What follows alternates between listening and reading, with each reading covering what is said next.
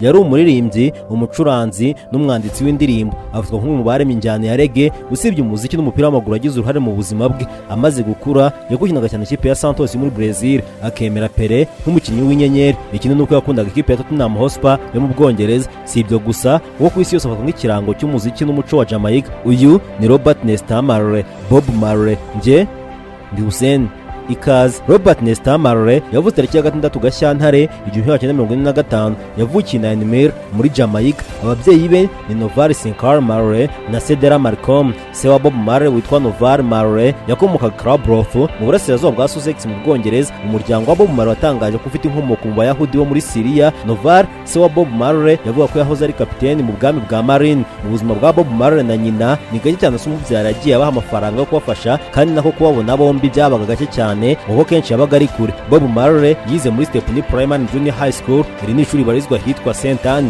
Mu mwaka w'1955 nubwo Bob Marley yamaze kugira imyaka 10, se umubyara yarapfuye azize indwara y'umutima. Icyo gihe yari afite imyaka 70.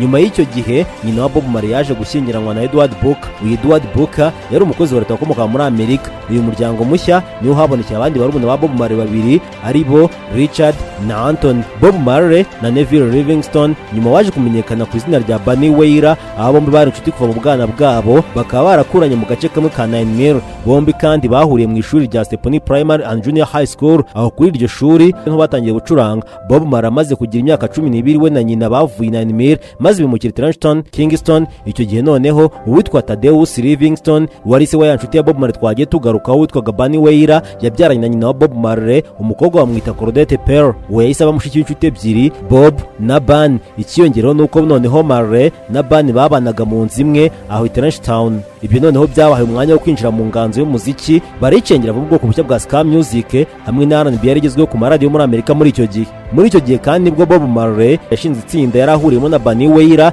ndetse na Peter Tosh. Iri tsinda ryabo ryamenyekanye nka Teenagers. Muri icyo gihe uwitwa Joe Hicks yabaga hafi kandi akanatera inkunga Bob Marley. Kugeza icyo gihe Marley n'abandi bagenzi be bari bataramenya gucuranga yifashishije ibikoresho bya muzika byari bigezweho, kandi barashishikajwe no kuba itsinda ryumvikana rizwi kandi rikomeye. Nuko Joe Hicks wari ubizobereyemo yabafashije guteza imbere imiririmbire yabo, maze atangira no kwigisha Bob Marley gucuranga gitari. Nyemerera twinjire mu mwuga wa muzika wa Bob Marley. Muri Gashyantare 1962 Bob Marley yakoze indirimbo enye, arizo Judge Not, One Cup of Coffee, Do You Still Love Me na Tell. Izi ni indirimbo zakorewe mu nzu itunganya umuziki ya Federal Studio, zikaba indirimbo zatunganyijwe n'uwitwa Leslie Kong. Mu 1963 Bob Marley, Bunny Wailer, Peter Tosh, Junior Braithwaite, Beverly Carlson na Jerry Smith, aba bose uko ari batandatu bitwaga Teenagers. Iri zina twigeze kurigarukaho uraryibuka, gusa nyuma bahinduye izina maze bitwa Wailing Rude Boys. Iri naryo nyuma baje kurihindura maze biyita Wailing Wailers. Muri iki gihe nibwo bahuye na producer Coxsone Dodd. Uyu yababonyemo impano n'ubushobozi, hanyuma bongera guhindura izina bitwa noneho Wailers. Nyuma bahise bakora indirimbo yabo Simmer Down, ni indirimbo bakoreye muri label ya Coxsone. Uyu wamwumvise. Iyi ndirimbo yarakunzwe cyane maze ibiya mbere muri Jamaica, naho muri Gashyantare 1964 yagurishije kopi zigera ku 70. Iri tsinda rikaba bari barigize bose ntibakomeje kuribamo kuko kugera mu 1966 uwitwa Braithwaite, Carlson ndetse na Smith bari baramaze kuba muri Wailers. Harisigayemo gusa batatu, aribo Bob Marley, Bunny Wailer ndetse na Peter Tosh. Tukibutse ko ryari itsinda ryari ryaratangiye rigizwe n'abantu batandatu, rikaba ryari ryaratangiranye n'izina Teenagers. Mu 1966 nibwo Bob Marley yashakanye n'uwitwa Rita Anderson. Ikindi wamenya nuko Bob Marley yakuze ari umugatolika, ariko mu myaka y'1960 yashishikajwe n'imyizere ya Rastafari. Iki gihe Marley ni yari akiba muri Jamaica. Nyuma rero yo gusubira muri Jamaica, Bob Marley yahindutse Rastafari maze atangira no gukuza dreadlock. Itsinda Wailers muri rusange no rishyirwaho akadomo ryasheshwe mu 1984. Nuko maze uretse mu banyamuryango tubara barisigayemo, buri umwe wese ajya gukurikirana umwuga we ku giti cye. Nyuma y'umwaka umwe batandukanye, no kuvuga mu 1985, Bob Marley yageze ku rwego mpuzamahanga mu ndirimbo ye ya mbere hanze ya Jamaica, ni indirimbo yise No Woman No Cry. Bob Marley nyuma yo kwigarura imitima ya benshi byakurikirana album ye yise Rastaman Vibration yo mu 1976 yakiriwe neza muri Amerika, maze naza muri album 50 za mbere ku rubuga rwa Billboard Soul Charts. nyemera tugere mu mwaka w'1976 hari tariki ya 3 Ukuboza uwo mwaka umaze kumva habura iminsi 2 yonyine ngo igitaramo cyiswe Smile Jamaica ngo kibe. Iki gitaramo cy'ubuntu cyari cyateguwe na Minisitiri w'Intebe wa Jamaica Michael Manley, byari mu rwego rwo kugabanya amakimbirane hagati y'imitwe ya politiki yari ihanganye bikomeye. Icyo gihe umuryango wa Bob Marley wagabwe igitero n'abantu bitwaje imbunda, abo bantu ariko ntibigeze bamenyekana, bamwe barakomeretse bikomeye abandi byoroheje. By'umwihariko Bob Marley yakomeretse byoroheje mu gatuza no ku kuboko. Abenshi babihuje na politiki ngo kuko bumvaga ko iki gitaramo ari igitaramo cyo gushyigikira Manley. Uyu wamwumvise ko yari Minisitiri w'Intebe wari wateguye iki gitaramo. Nubwo byagenze bityo ariko ntibyabujije igitaramo ko gikomeza, nuko maze Bob Marley wari wakomeretse agaragara ataramira abari aho nk'uko byateganyijwe. Mu mpera z'umwaka w'1976 nyuma y'ukwezi kumwe amaze gukira, Bob Marley yavuye muri Jamaica ajya mu Bwongereza. Aha yamaze imyaka 2, imyaka yiswe y'ubuhungiro. Aha mu Bwongereza niho Bob Marley yakoreye album ze zirimo iyise Exodus n'indi yise Kaya. Exodus album yari ku mwanya 56 inshuro zikurikiranye mu cyumweru cyose kuri British Album Charts. Iyi ni album yari indirimbo y'abantu bakunze cyane, izo ni Exodus, Waiting in Vain, Jamming ndetse n'indirimbo yise One Love.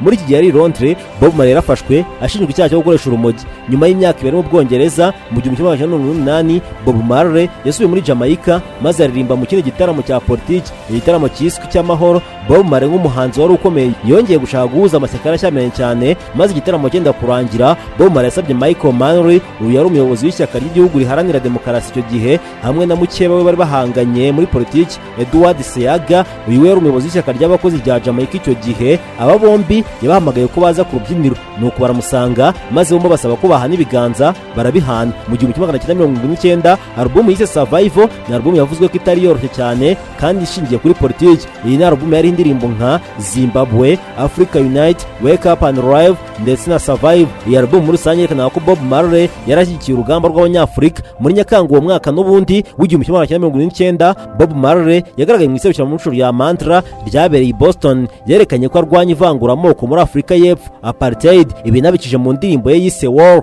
yo mu 1976. Nyuma kandi Bob Marley yatumiwe kuzitabira mu biro byo kwizihiza ubwigenge bwa Zimbabwe ku ya 17 Mata uwo mwaka. Album ya nyuma ya Bob Marley yayise Surprising yo mu 1980. Ni album yari kubiyemo ibikorwa by'imyemerere n'imyizerere. Indirimbo zigaragara kuri album muri zo twavuga Redemption Song, indirimbo yo gucungurwa, na Forever Loving Jah, gukunda Imana ibihe byose. Nyuma y'urupfu rwa Bob Marley, zimwe mu ndirimbo zagiye hagaragara ko yasize zikoze harimo nk'indirimbo Buffalo Soldier. Bob Marley yari umunyamuryango mu myaka mike y'umutwe wa Rastafari, umuco by'umwihariko wagize uruhare runini mu iterambere rya reggae. Arkipiskopi Abuna Isiaq niwe wabateje Bob Marley mu rusengero rw'Abarthodox muri Ethiopia, maze mu izina rya Berhane Selassie hari tariki ya 4 Ugushyingo 1980, mbere gato y'urupfu rwe. Nka Rastafarian, Bob Marley ashyiraho ko urumogi cyangwa ganja rwakemerwa n'amategeko. Abarastafarians bemeza ko urumogi ari imfashabitekerezo. Bob Marley yatangiye gukoresha urumogi igihe yinjiraga mu idini ry'Abarastafari avuye mu idini ry'Abakatolika hari mu 1966. Yatawe muri yombi mu 1968 nyuma yo gufatana urumogi, ariko ntiyaruretse kuko yakomeje kurukoresha. Ese Bob Marley yapfuye ryari? Yishwe n'iki? Muri Nyakanga 1977 Bob Marley bamusanganye ubwoko bwa melanoma mbi cyane igisebe yari afite icyo gihe, ngo ntabwo cyaratewe ahanini n'imvune yari yarakuye mu mukino w'umupira w'amaguru muri uwo mwaka, aho ngo cyari ikimenyetso cya kanseri yari isanzwemo. Nyuma yo kubona n'abaganga, Bob Marley yanze inama z'abaganga bezo kumuca urutoki kurenga ibi byari kumubuza gukora umwuga we. Nubwo yari arwaye, yakomeje kuzenguruka akora ibitaramo kandi yari muri gahunda yo kuzenguruka isi. Mu 1980 nyuma y'urugendo mu Butaliyani mu cyiswe Pricing Tour, Bob Marley yagiye muri Amerika aho yakoreye ibitaramo bibiri mu busitani bwa Madison Square Garden mu mujyi wa New York. Icyo gihe Bob Marley yikubise hasi maze ahita ajyanwa mu bitaro, nuko bamukora igenzura ry'umubiri basanga kanseri yarakwirakwiriye mu bwonko, mu bihaha ndetse no mu mwijima. Nyuma y'amezi 8 kumuvura kanseri neza yari arwaye, Bob Marley yinjiye mu ndege iva iwabo muri Jamaica yerekeza Florida. Muri icyo gihe ngo noneho byarushijeho kumubana bibi, gusa yaje kugera iyo yajyaga. Amaze kugera i Miami muri Florida, yajyanwe muri Cedars y'ibitaro bya Liban, yari inyuma y'ibitaro bya kaminuza bya Miami kugira ngo ahite yitabwaho. Aha naho yaje gupfira hari kuri tariki ya 11 Gicurasi 1981, akaba yarapfuye afite imyaka 36. Amagambo ye ya nyuma yabwiye umuhungu we Ziggy imbere y'uko apfa, yaramubwiye ati amafaranga ntashobora kugura ubuzima. Bob Marley yashyinguwe mu gihugu cye cya Jamaica kuri tariki ya 21 Gicurasi 1981. Yashyinguwe hafi y'aho yavukiye hamwe na gitari ye. Marley rero afite abana benshi hamwe n'abagore batandukanye, gusa urubuga rwemewe rwa Bob Marley rwemera abana 11 gusa, ariko izindi mbuga zagaragaje ko hari n'abandi bana batandukanye bagiye biyongeraho bavuga ko nabo ari abana ba Bob Marley. Nyemerera dusoreze ku byo yagiye agezweho n'izina yubatse mu muziki, yaba akiriho na nyuma atakiriho.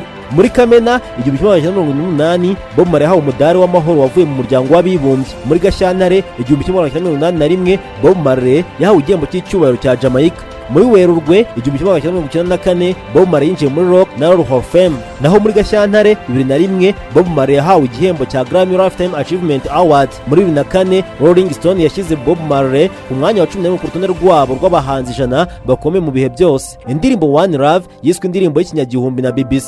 Bob Marley kandi abarizwa mu bahanzi ba muzika bagurishijwe cyane mu bihe byose, aho yagurishijwe ku bicuruzwa bisaga miliyoni 75 ku isi.